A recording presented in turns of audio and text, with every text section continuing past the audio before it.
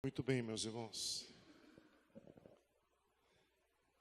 Queria mais uma vez saudar os amados na graça e na paz do Senhor. Agradecer aos irmãos pela visita, os irmãos de Santos que estão conosco. Tem sido bênção para nós, viu? Tem sido um tempo muito especial para a gente. Espero que para vocês também. A gente está, só para deixar claro o que a gente está fazendo nesse mês na IBD, nós estamos estudando aquele texto onde 2 discípulos estavam a caminho de Emaús, e durante esses 12 ou 11 quilômetros de caminhada, eles experimentam alguns sentimentos, e nós estamos fazendo uma analogia dessa caminhada com a nossa caminhada de vida. Então hoje nós estamos na segunda lição, e todos os textos que nós vamos ler, eles serão projetados. Vamos ao texto então.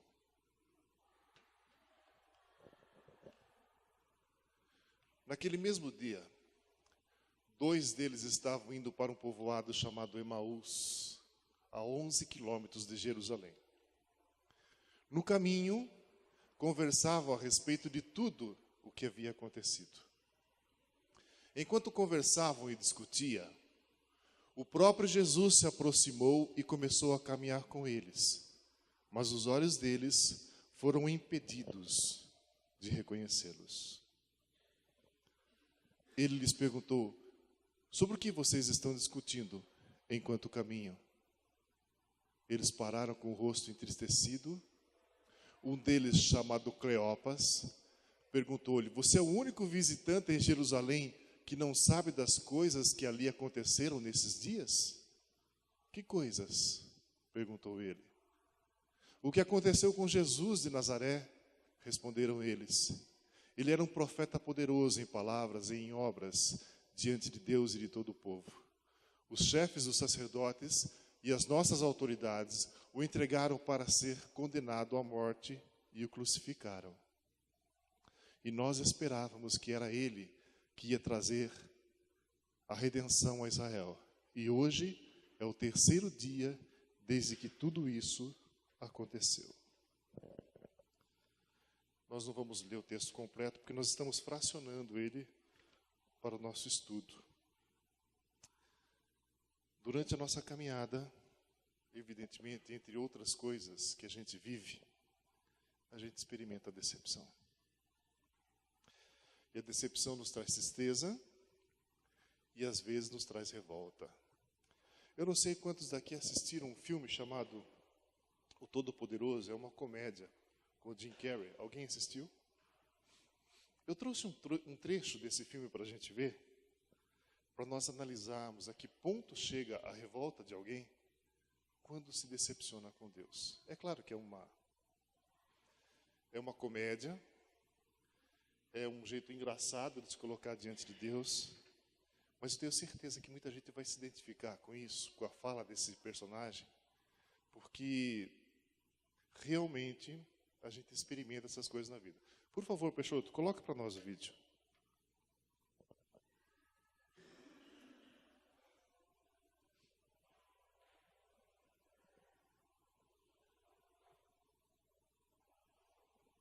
Só está faltando o som, Peixoto.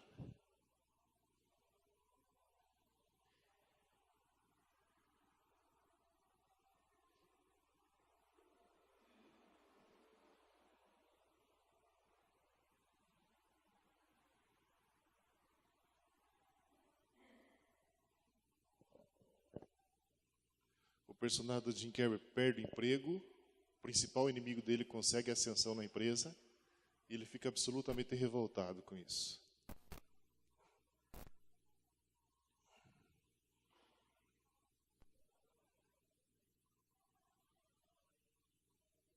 Isso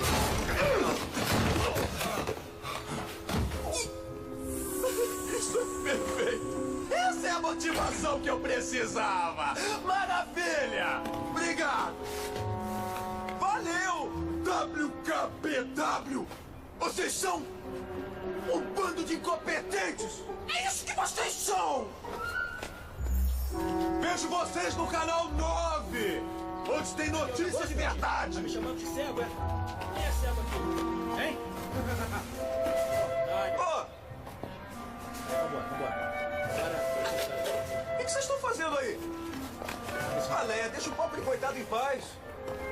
bem, moço? É, melhor ir andando mesmo. O quê? O que você disse, meu irmão? Foge, rapaz!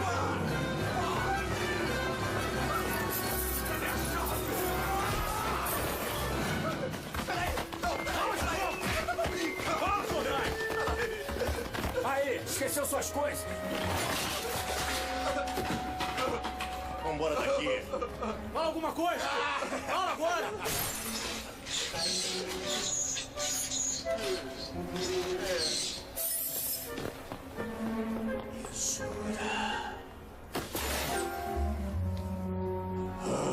É isso que eu ganho. É isso que eu ganho tentando ajudar as pessoas. Ai, não olha pra mim, Walter. Não! É isso que eu recebo, né? Acho que é minha recompensa.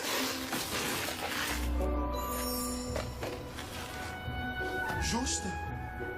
Porque não foi contigo!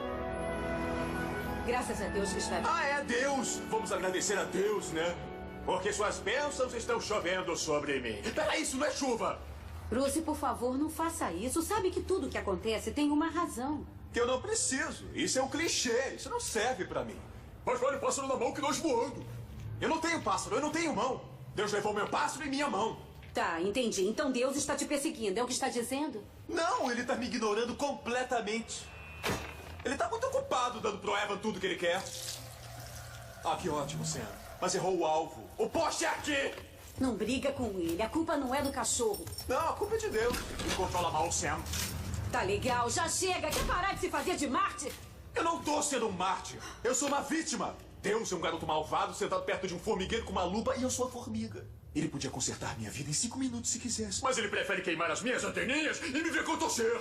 Tudo bem, querido. Eu sei que está zangado. É totalmente compreensível que o Evan fez é cruel e errado.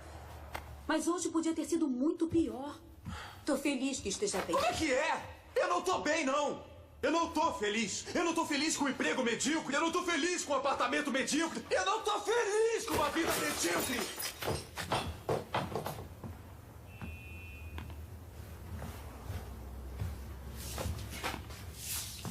Então é isso que acha que temos? Uma vida medíocre? Não tem nada a ver com você. Comigo? Como poderia ter a ver comigo? É com você.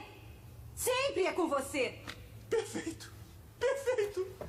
Eu quero o pior dia da minha vida com uma porção extra de culpa, por favor.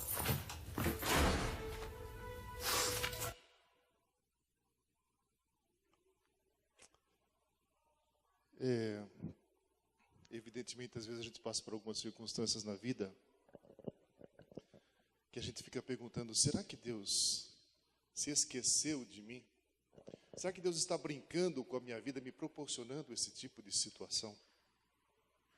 Por que Deus tardou tanto em me socorrer no momento de aflição? Por que Deus permitiu que certas coisas acontecessem em minha vida? E a gente vai caminhando pela vida, colecionando revoltas e questionando o caráter de Deus.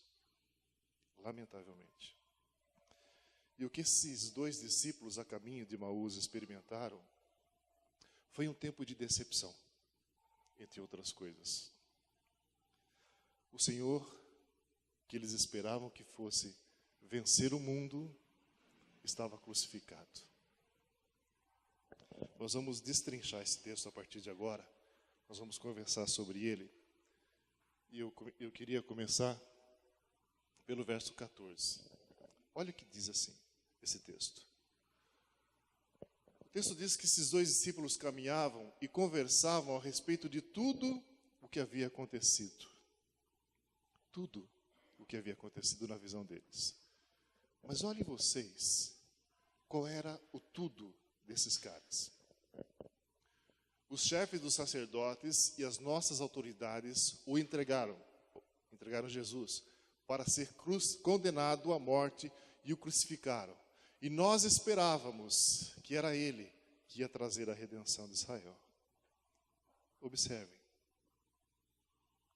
2 discípulos que conviveram com Jesus, no momento de decepção e tristeza, olham para a sua caminhada com Jesus e tudo que eles enxergam é isso. A humilhação de Jesus, a crucificação de Jesus, a dor de Jesus. O Deus que havia curado, que havia dominado a natureza, o Deus que multiplicava pães, eles não enxergaram com a sua tristeza. Queridos, olha o perigo que há em a gente se decepcionar com Deus e enxergar sempre o lado negativo das coisas. Eu queria falar com vocês sobre esse personagem bíblico chamado Jeremias. A gente, em geral, prega muito em cima dos textos de Jeremias, mas a gente fala muito pouco sobre a vida de Jeremias. Jeremias era um sujeito que tinha tudo para dar certo. Jeremias foi escolhido por Deus ainda no ventre da sua mãe. Dizem alguns historiadores que ele tinha cerca de 16 ou 17 anos quando foi chamado para o ministério. E foi consagrado pelo próprio Deus para o ministério. Até aqui, uma maravilha, tudo certinho. Não tinha como dar errado a vida de Jeremias. Eu tenho um filho que está na fase de escolher agora o que vai fazer da vida. Daqui a pouco ele vai prestar o curso do Enem, a prova do Enem. E está desesperado porque não sabe o caminho que vai tomar na vida em relação à sua vida profissional. Mas Jeremias não. Jeremias sabia desde o ventre da sua mãe que ele seria um profeta. Tinha tudo para dar certo. Mas Jeremias inicia a sua pregação de vida, a sua pregação da palavra, criticando a postura do povo de Israel, criticando a forma como eles viviam, e aí começam os problemas na vida de Jeremias. Ele foi rejeitado pelos seus vizinhos, ele foi rejeitado pela sua própria família, foi rejeitado pelos seus colegas profetas e sacerdotes, foi rejeitado pelos seus amigos, pelo povo, pelo rei, foi rejeitado por todo mundo. Um homem de Deus, consagrado por Deus. E olha que coisa curiosa, durante a vida toda de Jeremias, durante toda a pregação de Jeremias, sabe quantas pessoas se converteram à palavra de Jeremias? Nenhuma. Zero. Ninguém deu ouvidos àquele profeta. E a gente fica pensando assim, que história é essa, Senhor? O Senhor consagra Jeremias para um trabalho, desde o ventre da mãe, ele já é estabelecido profeta, ele é consagrado pelo próprio Deus, rejeitado por todo mundo, e pior, a palavra dele ninguém ouve. Não seria motivo de frustração para cada um de nós? Alguém que tinha tudo para dar certo, mas do ponto de vista humano, deu tudo errado. Deu tudo errado. Jeremias escreveu a respeito da sua jornada, e ele depois escreve um livro chamado Lamentações de Jeremias, justamente para lamentar tudo o que aconteceu na vida dele. Mas durante esse Lamentações, Jeremias escreve uma coisa tremenda para nossas vidas. Olha o que ele diz no verso 3, no capítulo 3, de 21 a 24. Todavia, lembro-me também do que pode me dar esperança. Jeremias ainda tinha coisa na vida dele para ele olhar e sentir esperança. Olha que coisa tremenda. Graças ao grande amor do Senhor é que não somos consumidos, pois as suas misericórdias são inesgotáveis. Olha o que ele está dizendo. Se eu estou vivo, se eu estou respirando, é pela misericórdia do Senhor. Renovam-se cada manhã, grande é a tua fidelidade. Digo a mim mesmo, a minha porção é o Senhor, portanto, nele porei a minha esperança. Olha que coisa tremenda para nossas vidas, irmãos. Um homem, do ponto de vista humano, absolutamente fracassado, mas que consegue olhar para a vida dele e ainda enxergar as coisas e dizer assim: tudo que eu quero é olhar para o meu passado e do meu passado aprender e tirar esperança. Esperança. É curioso pensar que a pregação de Jeremias não converteu ninguém, porque esse texto o livro de Jeremias foi escrito questão de 630 anos antes de Jesus, e hoje nós aqui, no ano 2017 da era cristã, falando agora de Jeremias. Ou seja, não foi em vão a pregação de Jeremias. Sim? Não foi em vão. Irmãos, o que eu queria dizer para vocês é o seguinte: olha,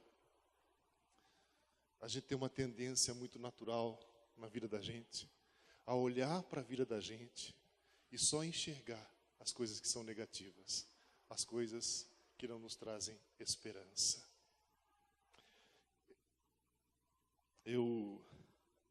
Enquanto estudava esse texto, eu me lembrei de um cara que foi ponta direita do Palmeiras em 1959.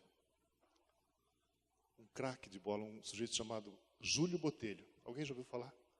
Nem os mais antigos ouviram falar. Júlio Botelho. Júlio Botelho era um craque de bola, só que ele jogava na ponta direita, e na sua época, na ponta direita, tinha um fenômeno do futebol, um cara chamado Garrincha. Garrincha não era só um fenômeno do futebol, era de outro planeta. E claro, Botelho tinha pouca chance na seleção. Mas um dia, em 1959, jogo do Brasil e Inglaterra no Maracanã, 120 mil pessoas naquele dia, naquele estádio. O Brasil nunca tinha ganhado da Inglaterra. E a escalação do time começa a ser divulgada. E quando dizem no alto-falante que o ponta-direita daquela seleção que jogaria naquele dia era o Julinho Botelho, 120 mil pessoas no Maracanã começaram a vaiar. Porque Julinho Botelho, porque Garrincha não jogaria. E o povo queria ver Garrincha jogar. Julinho Botelho, absolutamente constrangido, entra em campo. Mas a hora que a bola cai no pé dele, ele joga. Para resumir a história, no final do jogo, as pessoas estavam aplaudindo de pé aquele jogador que inicialmente foi vaiado. Era quase que um pedido de desculpas por tê-lo vaiado daquela forma. Muitos anos depois, um jornalista chamado Rui Castro foi entrevistar Julinho Botelho e perguntou para o Julinho assim: Julinho, e aquele série de aplausos que você recebeu lá no Maracanã, hein? E o Julinho responde assim: eu só me lembro das vaias. Eu só me lembro das vaias. Não é uma analogia interessante para a vida da gente? A gente só se lembra das vaias. A gente não dá valor para as coisas que Deus coloca na vida da gente, que são positivas para a vida da gente. A gente, como o Bruce, o personagem do Jim Carrey, só olha para o ponto negativo da nossa vida, sem perceber que Deus está agindo diariamente na nossa vida e de forma tremenda. Uma vez eu contei uma história que aconteceu comigo aqui. Acontecia assim quando eu estava trabalhando. Eu pegava os meninos para ir para a escola, deixava os dois na escola e seguia para o meu trabalho, e o tempo era todo cronometrado. Então a gente tinha hora para acordar, hora para se vestir, hora para o café e hora para sair de casa. E lá numa manhã de inverno, quem é que conseguia tirar os meninos da cama? E eu atrasado, vamos, olhando para o relógio. Pai precisa trabalhar. E nada dos meninos levantarem. Já comecei a ficar nervoso. Comecei a gritar com os moleques. Só um comentário rápido sobre a passagem lá no caminho de Emaús. Porque eles estavam frustrados, eles estavam pensando em bênçãos materiais. Em Israel se projetando como uma grande nação, sob o governo de Jesus Cristo. E Jeremias, que podia estar frustrado, disse: a minha esperança está no Senhor. Então, quando a gente vive dificuldades, a gente nunca deve perguntar: por que, Senhor, mas para quê? O que tu queres fazer? Porque no exato momento que a gente tira o foco da nossa vida espiritual de Cristo e vai para a igreja, o que eu vou ganhar lá? A doutrina da prosperidade é esse grande problema. Estavam lá, então ficam no caminho de Emaús. Que bênçãos materiais eu vou receber? E aí estão perdendo a maior bênção, que é a presença de Cristo na vida. Obrigado pelos comentários que acrescentaram bastante à aula. Irmãos, ainda sobre esse salmo, eu queria dizer o seguinte para os irmãos, sabem? A vida, ela não para a gente chorar. A vida não para a gente chorar. Às vezes a gente passa por grandes decepções, às vezes grandes perdas na nossa vida, mas é assim, aconteceu hoje, o amanhã vai renascer, o dia depois de amanhã vai renascer, e a gente tem que continuar caminhando. O tempo para chorar é um tempo que a gente nunca mais vai recuperar. Viu? Quando eu perdi minha mãe em 2015, aconteceu uma coisa muito curiosa. Minha mãe sofreu um infarto e imediatamente foi socorrida e foi para o hospital, já entrou em coma. E aquilo foi absolutamente traumatizante para nós, porque nós não esperávamos isso.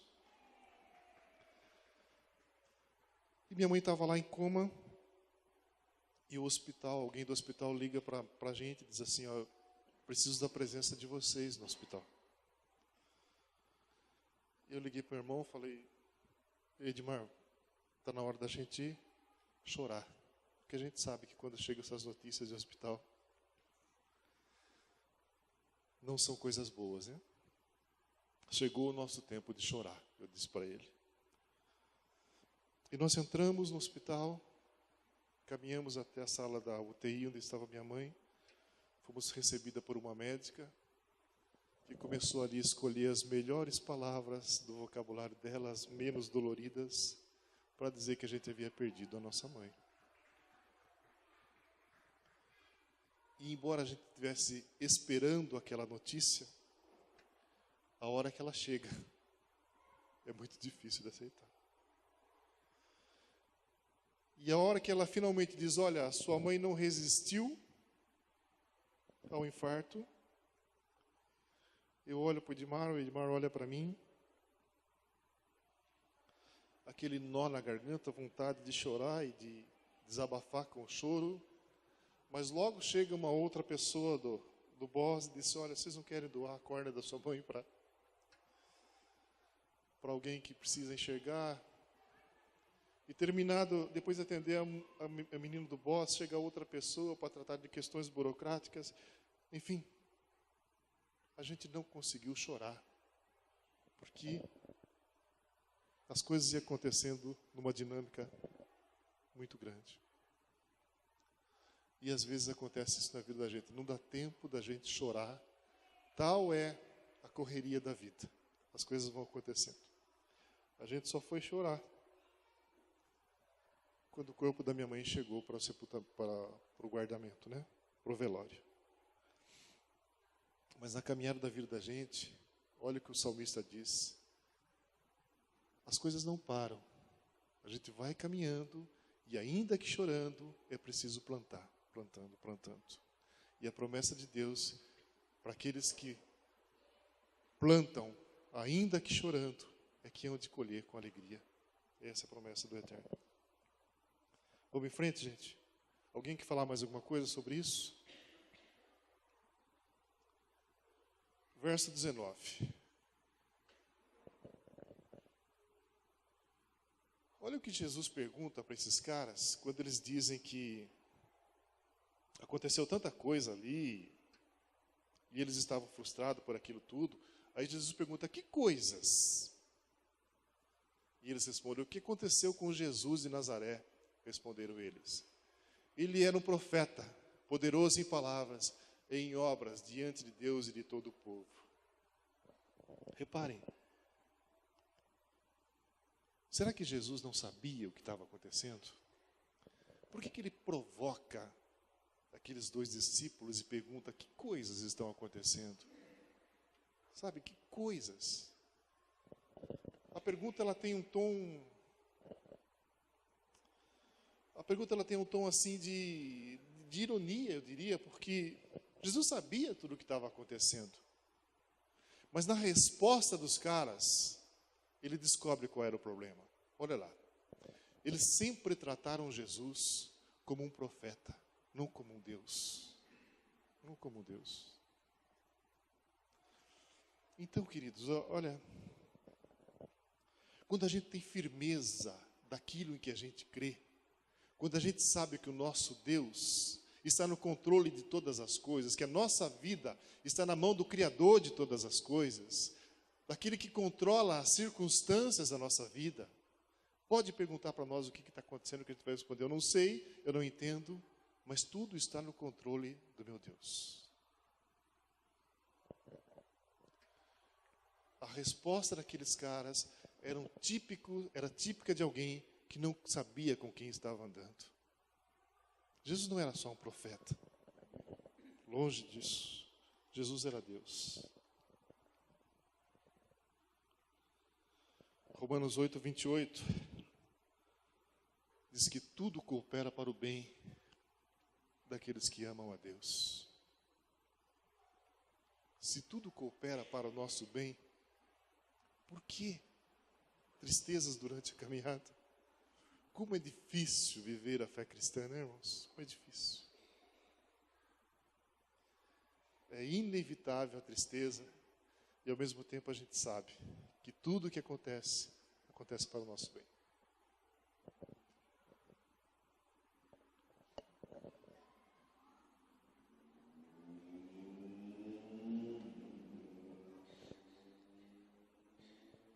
Durante o estudo eu lembrei desse cara também. Lembrei de Elias, quando ele entra na caverna, e ali naquela caverna ele chega até a pedir para que Deus tirasse a vida dele. E quando ele tem um encontro com Deus dentro daquela caverna, Deus pergunta para ele: o que você está fazendo aqui, Elias? Ele respondeu: eu tenho sido muito zeloso pelo Senhor, Deus dos exércitos. Os israelitas rejeitaram a tua aliança, quebraram os teus altares e mataram os teus profetas à espada. Sou o único que sobrou e agora também estão procurando me matar. Reparem, irmãos, que esses sentimentos negativos às vezes nos levam a essa sensação de isolamento, de solidão. Sou o único que sobrou, disse Elias. Não foi. Deus precisa corrigi-lo e diz o seguinte: olha, eu fiz sobrar 7.000 em Israel, todos aqueles cujos joelhos não se inclinaram diante de Baal. Você não está sozinho. Você não está sozinho. Palavra de Deus para Elias: você não está sozinho. E observe que aqueles dois discípulos, durante a caminhada, estavam sozinhos. Eles abandonaram os outros discípulos e estavam voltando sozinhos para casa. Só para dizer o seguinte, irmãos, durante a caminhada de vida, quando você sentir a tristeza da dor, sentir a tristeza da decepção, é relevante que se diga: olha, a gente não está sozinho. Tem muita gente que passa pelos mesmos problemas que a gente passa. Tem muita gente que sofre as coisas que a gente sofre. E se a gente parar para pensar, tem gente que sofre coisas muito piores do que nós sofremos. Toma cuidado para não embaçar a sua visão com a tristeza, com a decepção, viu? A vida é vida que segue apesar de todas as circunstâncias. Nossa, já é esse horário.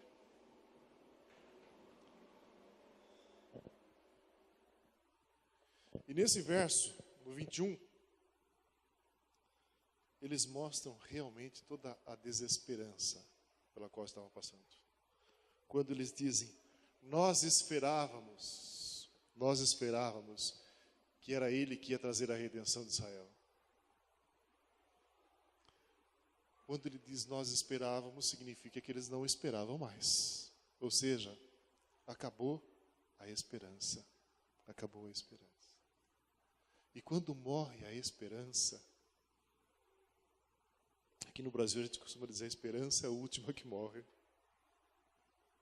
Quando a esperança morre, o que a gente faz?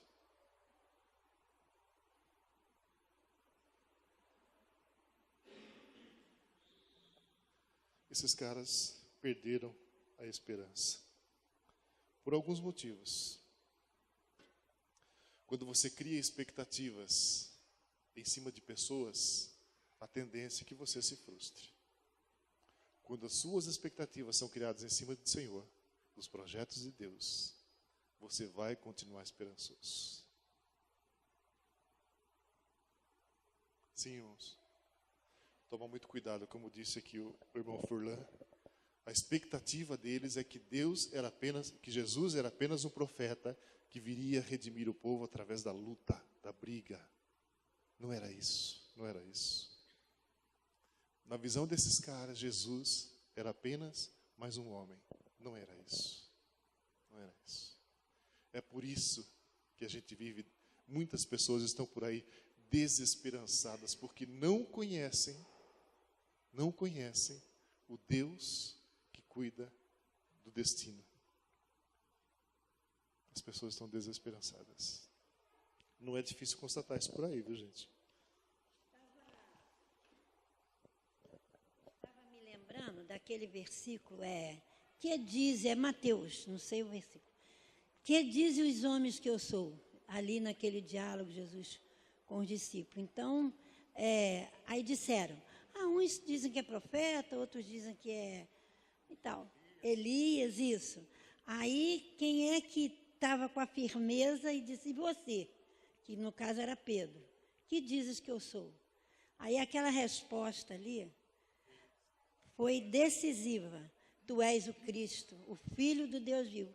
Eu penso assim, irmãos, quem tem uma vida, que nós não somos perfeitos, mas a gente tenta chegar perto, tem firmeza. Pedro era completamente... todo mundo conhece a história de Pedro. Né? Eu sei que tu está com hora aí. Então, mas ele falou, tu és o Cristo, o Filho do Deus vivo. Então, ele tinha convicção de que Jesus, que aquele homem era Jesus. Muito bonita essa afirmação de Pedro, e acho bonito também quando João Batista olha para Jesus e diz, eis o Cordeiro de Deus que tira o pecado do mundo. Né? Reconhecer em Jesus a figura do Deus vivo faz toda a diferença em nossas vidas, viu, irmãos? A esperança não se esvai quando a gente tem essa convicção. Como um homem de grande importância, olha a indagação de Davi, exatamente ao contrário daquilo que a gente faz. A gente questiona a Deus sobre as coisas ruins que acontecem na vida da gente. E Davi agora questiona a generosidade de Deus. A generosidade. Quem sou eu para o Senhor me tratar desse jeito? Quem sou eu para o Senhor me tratar como uma pessoa importante? Olha que coisa tremenda, irmãos. Eu queria, irmãos, eu estou encerrando porque não tenho mais tempo. Eu queria que você pensasse o seguinte, ao invés de você começar a questionar Deus a respeito das coisas negativas que acontecem na tua vida, das tristezas e frustrações pelas quais você passa, você olha para a tua vida agora e diga assim: por que o Senhor me trata de forma tão importante? O que é que eu fiz para merecer chegar até esse ponto da minha história? Questione Deus a respeito da generosidade dele. E você vai ter uma surpresa, irmãos. O amor de Deus é tremendo na sua vida. Viu? Saiba disso. Se você olhar para o espelho, se você olhar para o teu caráter, para a tua personalidade, você vai ver que você não merecia estar nessa manhã linda de domingo, aqui na igreja, tendo acesso à palavra de Deus, aprendendo de Deus e, sobretudo, experimentando da graça de Deus. Ontem à noite nós falamos muito sobre graça aqui na igreja. Resumindo tudo, a gente não merece estar aqui. Não merece estar aqui. Pare de olhar para a vida com as suas expectativas e comece a olhar com as expectativas de Deus. Coloque os olhos de Jesus, os óculos de Jesus, e enxergue a graça de Deus na sua vida. Nem eu, nem você, nenhum de nós merecia chegar até esse ponto da nossa história. Mas é pela misericórdia dele que estamos aqui. Amém?